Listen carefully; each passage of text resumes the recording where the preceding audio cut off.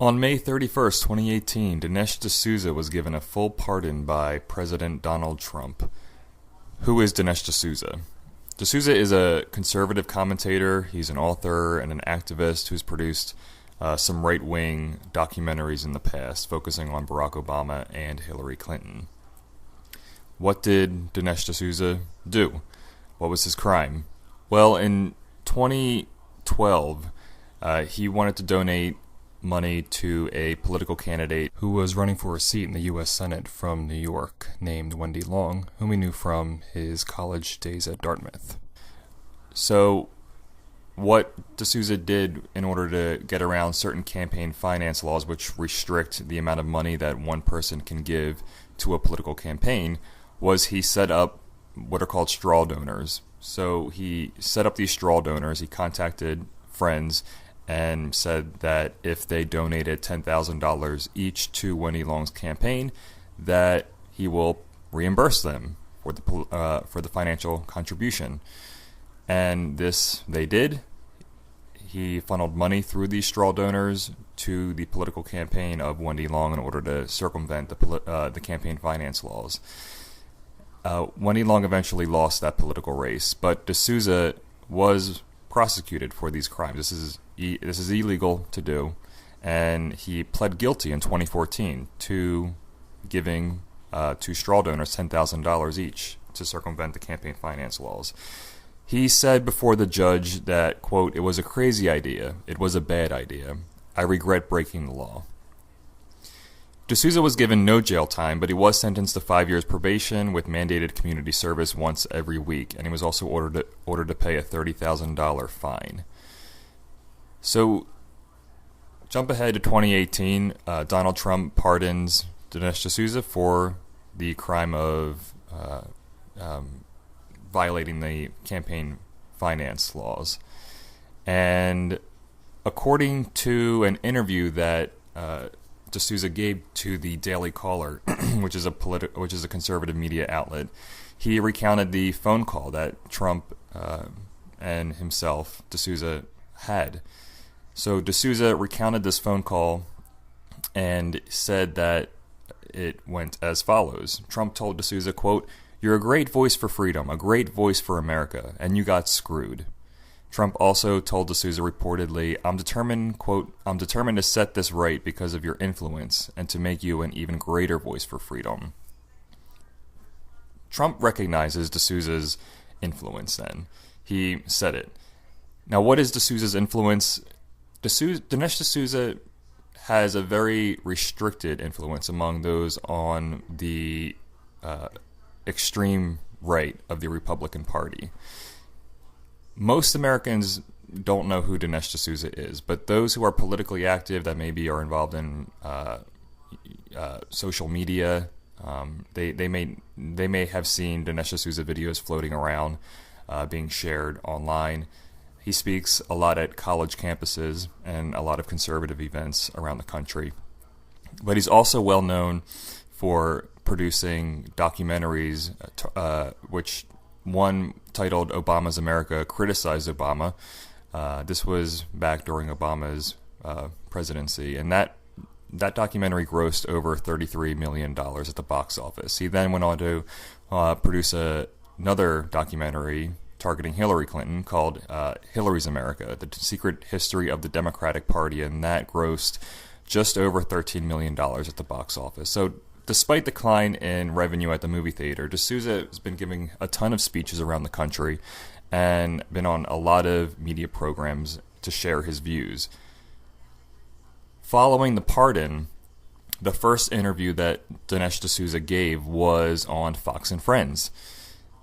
And in that interview, D'Souza had the following to say. D'Souza said, quote, "What happened here is Obama and his team, Eric Holder, Preet Bharara in New York, these guys decided to make an example of me. And I think that the reason for this was Obama's anger over my movie that I made about him."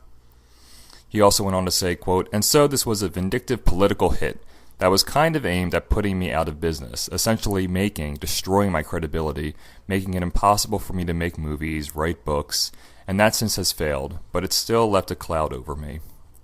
He also added, quote, I would be a lifelong felon. I would never be able to vote and never have my full rights. The first interview since the pardon on Fox and Friends basically revolved around the narrative that the Obama administration targeted Dinesh D'Souza because of his political beliefs. Dinesh D'Souza then brought up in the same interview, he said that, quote, "Now I've become very familiar with these campaign finance cases over the past several years. No American in our country's history has ever been indicted, let alone prosecuted, let alone locked up for doing what I did. There's just not a single case." This is simply not true. We can look at cases that are similar to D'Souza's case in that people have violated campaign finance laws by setting up straw donors and funneling money through these straw donors to political campaigns in order to donate money in excess of the amount that is the limit for what individual people can donate to political campaigns. People have been doing this, and they have also been prosecuted, despite what Dinesh D'Souza says. One case involved a Nevada land developer, lawyer, and lobbyist, Harvey Whitmore, and he was prosecuted for using family and friends as conduits to funnel money into Democratic Senator Harry Reid's 2007 campaign. The amount of money that was funneled into the campaign by Whitmore was a little over $133,000, and Whitmore was then sentenced to 2 years in prison and a $100,000 fine along with community service. Whitmore did serve 21 months of his 2 years and was released in May of 2016. So here we have a case where someone funneled money through straw donors to a political campaign and was prosecuted and was sent to jail. Dinesh D'Souza didn't mention this at all in his interview with Fox News. Instead, he said the exact opposite. He said that no American in our country's history has ever been indicted, let alone prosecuted, let alone locked up for doing what I did. But we know people have done the same thing that D'Souza's done, that they have contributed money in excess of the limits to political campaigns. And they have actually been prosecuted. D'Souza doesn't mention any of this in his interview. He says that there's not a single case, which is simply not true. The Fox News anchors didn't follow up by asking any questions about that inaccurate claim that D'Souza made. So what D'Souza did was illegal. He knew it was illegal, and he was sorry that he got caught. Now he's on this tour appearing on a lot of right-wing shows in an attempt to salvage his reputation and gain a footing again within the conservative movement. But a lot of that, the narrative that's been built on these shows has been the one that was built on the Fox News interview, and that the crime that D'Souza committed was brushed off by the people hosting the shows. The crime was never really dealt with either in the Fox and Friends interview. It was barely mentioned. But what D'Souza is able to do then by not really mentioning the crime, but focusing on how Obama allegedly targeted D'Souza for his political beliefs, a narrative can be built around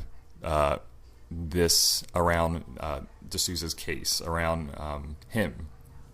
And this helps Trump, and Trump recognizes the influence that D'Souza has amongst his base, because it's this narrative of the Democrats are the party of evil, and the Republicans are the party of morality, equality, and liberty. That this helps maintain the two-party system and maintains Trump in the next election. So if D'Souza can go on these interviews and make the Democrats basically look bad and the Republicans look good, this helps Trump and the two-party system. And just an example of the narrative that D'Souza has been building for years, prior even to the this pardon. D'Souza gave a speech at an event hosted by Turning Point USA, which is a conservative millennial organization that seeks to influence college students and persuade them to join the conservative movement. So D'Souza was called in to speak at an event hosted by Turning Point USA. And in this speech, he basically equated the American progressives and FDR to being, quote, in bed with Italian fascism. He said that one of the biggest lies, quote, one of the biggest lies that we've been subjected to in our time is that fascism is a phenomenon of the right. Everybody knew that fascism was on the left. FDR knew that. He then goes on to say that FDR said that he admired Mussolini, which is true. And also, D'Souza said that, quote, the American progressive left and the Democratic Party are in bed with Italian fascism. So D'Souza is painting this picture that the American left, the progressives, and FDR supported Italian fascism. And we know that FDR actually did say that he admired Mussolini. But what D'Souza doesn't tell you is that Republicans also did the same thing during this period. D'Souza omits this completely.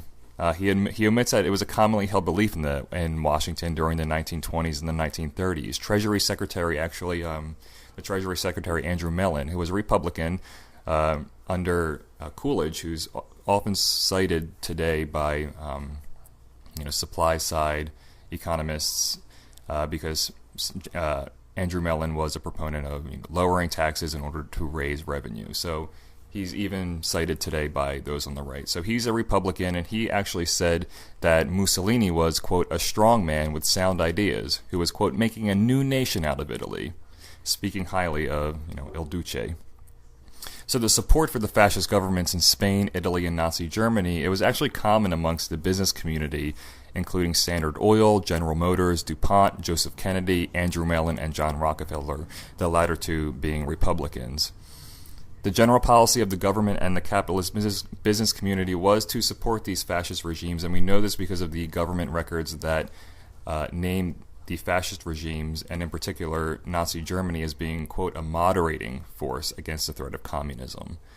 As communism in Europe increased in popularity, the way to combat this was to support the fascist regimes, and this was done in a bipartisan effort. Both Republicans and Democrats within the government and within the business community were supportive of these fascist regimes in the 20s and throughout the 1930s until the late 30s. Dinesh D'Souza doesn't mention any of this in his speech because he's building a narrative that is pitting the Democrats against the Republicans. He's trying to make the Republican Party seem like the party of good, and the Democratic Party the party of evil.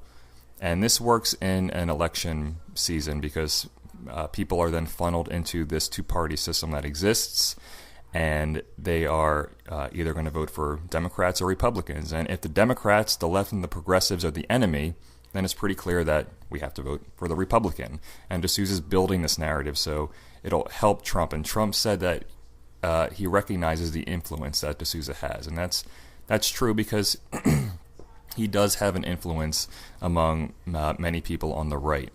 Not everybody on the right. Like I said, most people don't know who Dinesh D'Souza is, but some people, there's a good amount of people on the right that do, and it helps build that narrative and maintain that split between the Democrats and the Republicans. So the crime that D'Souza committed, it was wrong. What he did was wrong. If the democratic process means anything, he will continue to be criticized for committing that crime. And in the minds of Americans who care about democracy, Trump's pardon should not mean anything. D'Souza promulgates a divisive narrative, and he's attempted to undermine the democratic process, and that is just not acceptable.